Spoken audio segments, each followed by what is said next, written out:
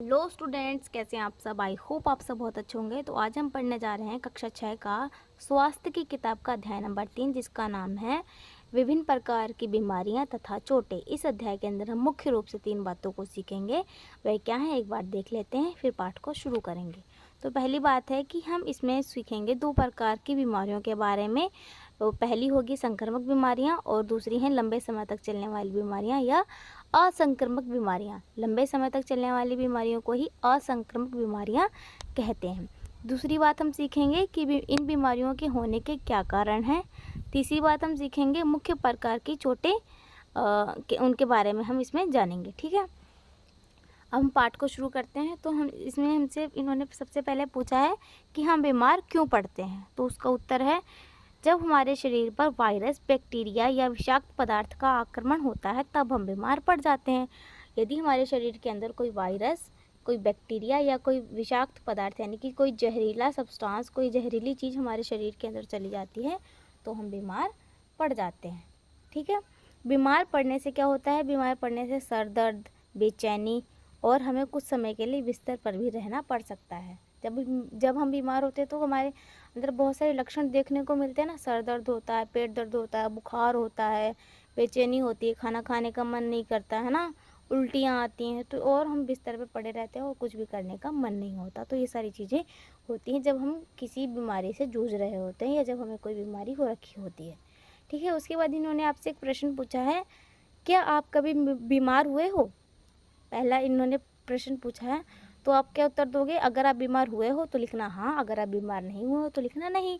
वैसे तो सब कोई बीमार होते हैं, वो आप अलग बात है कि अगर कोई नहीं हुआ है तो वो अच्छी बात है। ठीक है, तो यहाँ पे उत्तर जैसे मैंने लिखा है, हाँ मैं तो हुई हूँ, क्योंकि मैंने उत्तर अपनी तरफ से लिखा है और आप अपनी तरफ से लिख सकते हो।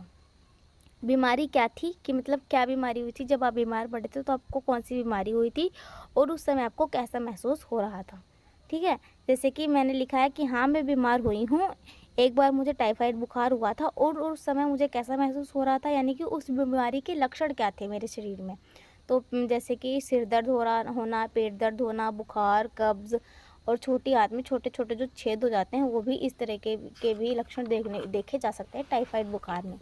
ठीक है, उसके बाद आगे चलते हैं। तो इसमें है बीमारियां 2 तरह की होती हैं, संक्रामक बीमारियां और असंक्रामक बीमारियां, यानी कि लंबे समय तक चलने वाली बीमारियां। हालांकि बीमारियां कई तरह की होती हैं, परंतु हम उन्हें 2 समूहों में बांट सकते हैं, संक्रामक और लंबे समय तक चलने वाली बीमारियां। बीमारियां आपके शारीरिक, मानसिक और सामाजिक स्वास्थ्य पर असर डालती हैं, है ना। अगर हमें कोई बीमारी है तो उससे हमारा शारीरिक स्वास्थ्य तो खराब ही होगा, उसके साथ साथ हमारा मानसिक स्वास्थ्य भी खराब होगा और सामाजिक स्वास्थ्य भी खराब होगा। वो कैसे होगा, एक बार बता देती हूँ जल्दी से। अगर हमें कोई बीमारी है, मान लो हम टाइफाइड का ही बुखार है हमें, मान लो, या फिर हमें डेंगू हो गया है, तो क्या होगा, इससे हम बिस्तर पे पड़े रहेंगे, इससे हमारे मन के काम करने की शक्ति भी कम हो जाएगी और हमारा सर दर्द होगा, तो हम अच्छे से चीज़ों को सोच नहीं पाएंगे, कर नहीं पाएंगे। और सामाजिक स्वास्थ्य खराब होगा, यानी कि हम आसपास पड़ोस में भी आ जा नहीं पाएंगे, तो हमारे रिश्ते भी अच्छे नहीं होंगे। और जब हम ज़्यादा दिनों तक बीमार पड़े रहते हैं तो कोई ज़्यादा ध्यान भी नहीं देता कि ये तो हमेशा बीमारी पड़ा रहता है, वो सब लोग अपने अपने काम में लगे रहेंगे। तो उस तरीके से क्या होगा कि समाज में भी हमें उतनी रिस्पेक्ट नहीं मिलेगी, उतनी इज्जत नहीं मिलेगी। तो इस तरीके से क्या होता है, अगर हमें कोई बीमारी होती है तो हमारे तीनों स्वास्थ्य प्रभावित होते हैं, सामाजिक, मानसिक और शारीरिक स्वास्थ्य। ठीक है, उसके बाद है संक्रामक बीमारियां क्या होती हैं। संक्रामक बीमारियों के उदाहरण दिए हुए हैं, जैसे कि जुखाम, सर्दी जुखाम हो जाती है, जो दस्त लग जाना, यानी कि जो बहुत सही पोटी आने लग जाती है, वो मलेरिया, डेंगू, टीबी, तपेदिक, छोटी चेचक, जैसे कि जिन्हें हम अपने नॉर्मल भाषा में माता कहते हैं, माता निकल आए शरीर में, चेचक जो होते हैं। ये बड़े साइज़ की भी हो सकती हैं चेचक और छोटी साइज़ की भी हो सकती हैं, जो बड़े बड़े दाने पड़ जाते हैं ना पूरी बॉडी में, वो। तो ये संक्रामक बीमारियां। अब संक्रामक बीमारियों का क्या मतलब है, वे बीमारियां जो एक इंसान से दूसरे इंसान में आसानी से ट्रांसफ़र हो जाती हैं, चली जाती हैं। जैसे कि मैं हूँ, अगर मुझे जुकाम हुआ है और मेरे साथ में मेरी बहन बैठी हुई है, तो मैंने छींका, मुझे छींक आई, जुकाम में छींक तो आती है, खांसी तो आती है, और मेरे नाक से या मुँह से जो छींटें होती हैं जुकाम की, वो मेरी बहन मेरे पास बैठी थी, उसने सांस के द्वारा उन छींटों को अपने अंदर ले लिया, नाक के द्वारा उसने सांस ली और उनके साथ वो छींटें भी चली गईं ड्रॉपलेट्स चले गए तो क्या होगा, उसको भी जुकाम हो जाएगा। इस तरीके से जो होती है संक्रामक बीमारियां एक व्यक्ति से दूसरे व्यक्ति के अंदर फैल जाती हैं। यहाँ पर चित्र के द्वारा भी समझाया गया है कि एक व्यक्ति को जुकाम था, उसने छींका और साथ वाले व्यक्ति ने उसकी छींकी हुई छींटों को हवा के द्वारा सांस में ले लिया अपने शरीर के अंदर, उसके अंदर भी वही वायरस चला गया और अब क्या होगा, उसको भी जुकाम हो जाएगा। ये देखो छोटी चेचक का चित्र दिया हुआ है, इस तरीके से पूरे शरीर में ऐसे दाने पड़ जाते हैं। अब इसके क्या कारण है, यानी कि संक्रामक बीमारियां होने के क्या कारण हैं। इसके क्या कारण हैं, हानिकारक कीटाणु जैसे बैक्टीरिया, वायरस, फफूंद या परजीवी के कारण ये बीमारियां होती हैं। यानी कि संक्रामक बीमारियां जो होती हैं वो एक व्यक्ति से दूसरे व्यक्ति के अंदर कैसे जाती हैं, वो इन 4 चीज़ों के माध्यम से जाती हैं। या तो कोई बैक्टीरिया उसको एक इंसान से दूसरे इंसान के अंदर लेके जाता है, या कोई वायरस या फफूंदी या कोई परजीवी, यानी कि ऐसा छोटा मोटा छोटा मोटा कीट, मक्खी, मच्छर या खटमल जैसे परजीवी जो बीमारी को एक व्यक्ति से या एक जानवर से दूसरे जानवर के अंदर लेके जाते हैं। अब जैसे कि ये वायरस का जुकाम का ही एग्जाम्पल ले लेते हैं। जुकाम हमें राइनो वायरस से होता है। अगर वो राइनो वायरस हमारे बॉडी के अंदर और हमने उसको छींका तो वो वायरस है ना, एक तरीके से वो वायरस दूसरे व्यक्ति के अंदर चला जाएगा, तो इस तरीके से वो भी संक्रमित हो जाएगा। अब देखो, क्या हम इन कीटाणुओं को देख सकते हैं? जो कीटाणु ये वायरस, बैक्टीरिया ये सब हैं, हम इनको देख सकते हैं। हाँ, इनमें से हम 2 चीज़ों को तो देख सकते हैं, फफूंदी को देख सकते हैं, एक परजीवी को देख सकते हैं। ये खटमल है और जूं वगैरह जो होते हैं इनको तो हम देख सकते हैं, लेकिन जो ये बैक्टीरिया और ये वायरस हैं इनको हम अपनी नेकेड आइज से नहीं देख सकते हैं, नग्न आँखों से नहीं देख सकते। हमारे हाथ पैर इसकी सतह पे भी बहुत सारे बैक्टीरिया, वायरस होंगे, लेकिन वो हमें दिखाई नहीं दे रहे हैं क्योंकि हम इनको नग्न आँखों से नहीं देख सकते हैं। इनको देखने के लिए हमें माइक्रोस्कोप की ज़रूरत होती है। देखो, बैक्टीरिया और वायरस इतने छोटे होते हैं, बहुत बहुत बहुत माइक्रोमीटर्स में होते हैं, बहुत ज़्यादा छोटे होते हैं, इसलिए हमें ये नेकेड आई से या नग्न आँखों से दिखाई नहीं देते। इन्हें देखने के लिए आपको माइक्रोस्कोप की ज़रूरत होती है। माइक्रोस्कोप जो प्रयोगशालाओं में आप लोग अपने स्कूलों में देखेंगे वो होता है, एक इंस्ट्रूमेंट होता है जो बैक्टीरिया और वायरस और ऐसी चीज़ों को देखने के लिए प्रयोग किया जाता है जो हमें अपने ऐसी नग्न आँखों से दिखाई नहीं देती हैं। ठीक है, एक तरह की मशीन समझ सकते हो आप इसको। क्या सभी कीटाणु हानिकारक होते हैं? ये आपसे प्रश्न पूछ रहे हैं कि कीटाणु जो हैं वो क्या सभी जितने भी कीटाणु हैं वो हमारे लिए हानिकारक ही हैं या कुछ फ़ायदेमंद भी हैं? तो उत्तर देखते हैं क्या है। सभी कीटाणु हानिकारक नहीं होते, कुछ लाभदायक कीटाणु हमारे शरीर के अंदर रहते हैं। उदाहरण के लिए हमारे पेट में अच्छे कीटाणु का उदाहरण है दही। जब हम दही खाते हैं तो अभी बताती हूँ। अच्छे कीटाणु हमारे शरीर के अंदर जो हमारा शरीर है, जो आमाशय है, उसके अंदर अच्छी तरह के गुड बैक्टीरियाज भी रहते हैं जो कि हमारे शरीर के लिए अच्छे होते हैं। हमारे पेट में कई अच्छे कीटाणु होते हैं। अगर हम दही खाते हैं, मान लो दही में होता है लैक्टोबैसिलस नाम का एक बैक्टीरिया, लैक्टिक एसिड बैक्टीरिया या लैक्टोबैसिलस। ठीक है, तो वो हमारे छोटी आंत के लिए और हमारे गट के लिए बहुत ज़्यादा अच्छा होता है। और ये एक बैक्टीरिया है, लेकिन हम क्या कहेंगे कि बैक्टीरिया तो हमें नुकसान देते हैं, लेकिन कुछ अच्छे बैक्टीरियाज भी होते हैं जो हमारे शरीर के लिए अच्छे होते हैं, हमारी सेहत के लिए अच्छे होते हैं, हमारी हेल्थ के लिए अच्छे होते हैं। तो सभी तरह के जो बैक्टीरिया वायरस होते हैं वो हमारे लिए हानिकारक नहीं होते, उनमें से कुछ जो होते हैं वो हमारे सेहत के लिए, हमारे स्वास्थ्य के लिए, हमारे शरीर के लिए अच्छे भी होते हैं। अब कीटाणु हमारे अंदर कैसे आते हैं? ये हानिकारक कीटाणु हमारे बिना जाने ही हमारे शरीर के अंदर आ जाते हैं। अब देखो, हम उन्हें खाते हैं, मान लो चम्मच रखी हुई रसोई में, अब रसोई में चम्मच रखी हो तो हम चम्मच उठाएंगे, खाना खाना शुरू कर देंगे, उस पर बैक्टीरिया वायरस बहुत सारे होंगे, हमें ऐसे थोड़ी ना दिखाई दे जाएंगे वो। तो इस तरीके से भी वो हमारे शरीर के अंदर चले जाते हैं। हम उन्हें पीते हैं, हमने पानी पिया, पानी आता है ना टोटी में, हमने बोतल में भर के रख लिया, बाल्टी में भर के रख लिया, उसके हमने पी लिया, लेकिन उसमें बहुत सारे माइक्रो ऑर्गेनिज्म, बैक्टीरिया भी होते हैं जो हमें दिखाई नहीं देते और इस तरीके से वो हमारे शरीर में प्रवेश कर जाते हैं। हमने तो जानबूझ के वो पानी साफ़ पिया, लेकिन वो कुछ उसके अंदर ऐसा मौजूद होता है, ये चला जाता है बाद में, रखा का पानी रखा है तो हवा में या इसमें हमारे एनवायरनमेंट में बहुत सारे बैक्टीरिया वायरस होते हैं जिसकी वजह से वो चीज़ें प्रदूषित हो जाती हैं, उनके ऊपर वो बैक्टीरिया वायरस मौजूद होते हैं। वे खुली चोट से हमारे शरीर में घुस जाते हैं। मान लो हमें कोई घाव हो गया और बैक्टीरिया या वायरस उस घाव के माध्यम से भी हमारे शरीर के अंदर चला जाता है। ठीक है, चौथा कारण है जब इन कीटाणुओं वाले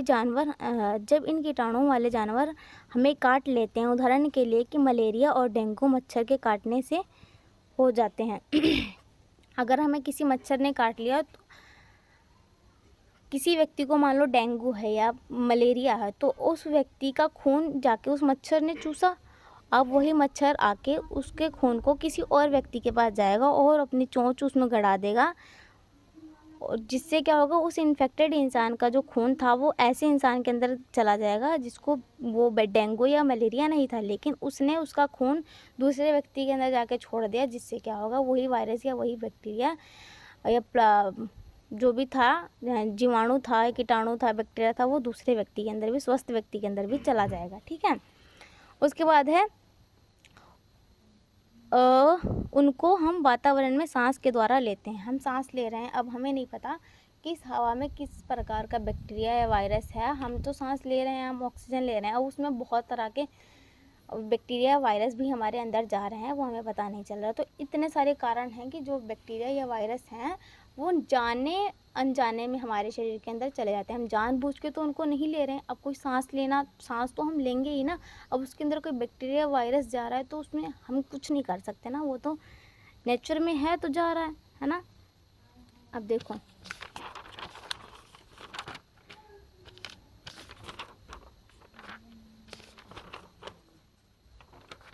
ये संक्रामक बीमारियां पढ़ लेते हैं, उसके बाद देखूंगी मैं क्या करना है। संक्रामक बीमारियां किस तरह फैलती हैं।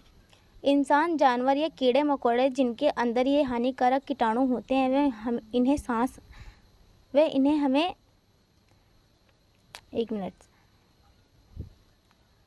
इंसान, जानवर या कीड़े मकोड़े जिनके अंदर ये हानिकारक कीटाणु होते हैं वे इन्हें हमें दे देते हैं, है ना। और इससे संक्रामक या छूत की बीमारियां हो जाती हैं। खांसने और छींकने से कई सामान्य बीमारियां जैसे जुकाम, बुखार, चेचक आदि हो जाते हैं। खांसने से थूक की महीन बूंदें बाहर आती हैं जिसमें ये कीटाणु होते हैं। यदि दूसरे लोग इन बूंदों को अपने सांस के साथ अंदर लेते हैं तो वो भी बीमार पड़ जाते हैं। यही उदाहरण देके मैंने अभी आपको समझाया था, है ना। जानवर भी हमें संक्रामक बीमारियां दे सकते हैं। उदाहरण के लिए मक्खी, मच्छर बीमार लोगों का खून चूसने के बाद अगर स्वस्थ व्यक्ति को काट लें तो वे भी बीमार वे उन्हें भी बीमार कर देते हैं। वे एक व्यक्ति से दूसरे व्यक्ति तक कीटाणु को पहुंचा देते हैं। इस प्रकार हमें मच्छर के काटने से मलेरिया हो जाता है ना। अगर दूसरे व्यक्ति को मलेरिया है और एक मच्छर ने जाके उसका खून चूसा, उसके बाद वही मच्छर किसी ऐसे व्यक्ति के पास आके उसका खून चूसेगा जिसको मलेरिया नहीं है, तो क्या होगा, उसकी चोंच में तो इन्फेक्टेड इंसान का भी खून है ना। अब जाके वो स्वस्थ व्यक्ति को काटेगा तो वही खून या वही वायरस, वही बैक्टीरिया उस स्वस्थ व्यक्ति के अंदर चला जाएगा। इस तरीके से दूसरे स्वस्थ व्यक्ति को भी मलेरिया हो जाएगा। इस तरीके से जो जीव जंतु या कीड़े मकोड़े होते हैं वो भी बीमारियां फैलाते हैं। अब देखो, जब हमें संक्रामक बीमारी होती है तो क्या होता है। संक्रामक बीमारियों से बुखार हो सकता है, हमें थकान और दर्द होने लगता है। कुछ संक्रामक बीमारियां जैसे जुकाम कम हानिकारक है। अन्य संक्रामक बीमारियां हमें बीमार बना सकती हैं या मार भी सकती हैं। इसका उदाहरण है टीबी। अगर हमें जो संक्रामक बीमारियां हैं वह हमें उनसे क्या होता है, हमें कई बार तो हमें हल्का सा सर दर्द, बुखार, जुकाम होता है, लेकिन कई संक्रामक बीमारियां जो होती हैं बहुत ज़्यादा हानिकारक भी होती हैं और इससे हमारी मौत भी हो सकती है। और जुकाम जैसी संक्रामक बीमारी है वो तो उससे तो हमें कुछ नहीं होगा, नॉर्मल 4-5-7 दिन के बाद, 1 हफ्ते के बाद जुकाम ठीक हो जाएगा। लेकिन जो टीबी जैसी संक्रामक बीमारियां हैं वो उनसे क्या हो सकता है, हमारी मौत भी हो सकती है। इतनी हानिकारक बीमारी वो होती है। टीबी को ट्यूबरक्लोसिस इंग्लिश में कहते हैं या तपेदिक भी कहते हैं। ठीक है। क्या आप किसी ऐसे व्यक्ति को जानते हो जिसे संक्रामक बीमारी हुई थी, है ना। ऐसा पूछा है इन्होंने आपसे प्रश्न। उस व्यक्ति का नाम लिखें, वे कब तक बीमार रहे और उन्होंने उस समय कैसा महसूस किया। यदि आप जानते हैं तो उस बीमारी का नाम भी लिखो। अगर आपके घर में या परिवार में कोई ऐसा व्यक्ति मिले जिसको कोई संक्रामक बीमारी हो, या आप अपना उदाहरण लेके, अपने माता पिता का उदाहरण लेके लिख सकते हो। जैसे कि जुकाम तो हर किसी को हो जाता है, तो जुकाम का उदाहरण लेके भी आप लिख सकते हो कि हाँ, मुझे एक संक्रामक बीमारी हुई थी जो कि है जुकाम, और आपको उस टाइम कैसा महसूस होता है। जब जुकाम होता है तो क्या होता है, सर दर्द होता है, बुखार होता है, नाक से डिस्चार्ज होता है, यानी कि नाक आती है, जो भी पानी जैसा नाक से पानी बहता है वो, है ना। और अगर आप उसका नाम जानते हो तो आप उसका नाम भी, बीमारी का नाम भी लिख सकते हो। उसके बाद ये बचा हुआ पार्ट थोड़ा सा है, ये मतलब थोड़ा टाइम लगेगा इसमें, पर मैं इसको अगली वीडियो में कराऊंगी, ठीक है। आज के लिए इतना ही, मिलते हैं नेक्स्ट वीडियो में। Thank you so much, bye bye.